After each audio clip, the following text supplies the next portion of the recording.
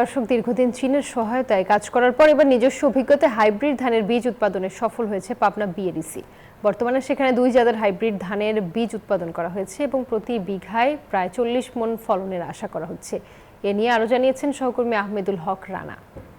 বাংলাদেশের খাদ্য ঘাটতি বিশেষ করে ধানের চাহিদা পূরণে বা বাংলাদেশ কৃষি উন্নয়ন কর্পোরেশন পাবনা বিএডিসির কর্মকর্তারা যুগান্তকারী একটি সফলতা লাভ করেছেন।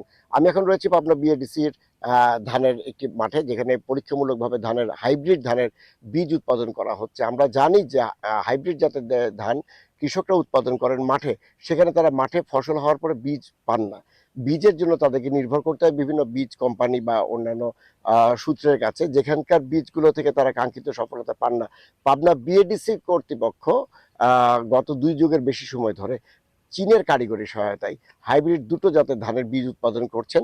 এই বীজের সফলতা যারা করছেন তাদের সাথে একটু কথা বলে জানবো যে তারা কোন পদ্ধতিতে এটা করছেন।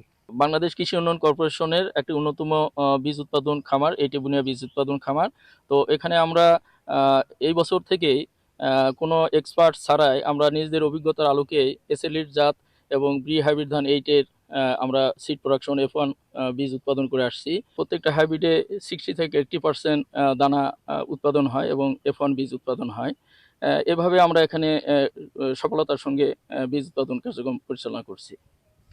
যেমনটি উনি বলছিলেন যে সফলভাবে তারা যে ধানের বীজ উৎপাদন করছেন, এই ধানের বীজটি যখন কৃষক মাঠে আবাদ করবেন, সাধারণত হাইব্রিড ধান যেটা হয় 20 থেকে 22 মণ প্রতি বিঘায়, এই ধানটি যে দুটো জাত তারা বীজ উৎপাদন করছেন সেটা হবে বিঘায় 40 মণের মতন, যা দেশের ধানের চাহিদা বা খাদ্য ঘাটতি পূরণে ব্যাপক সহায়ক হবে বলে আমরা মনে করছি।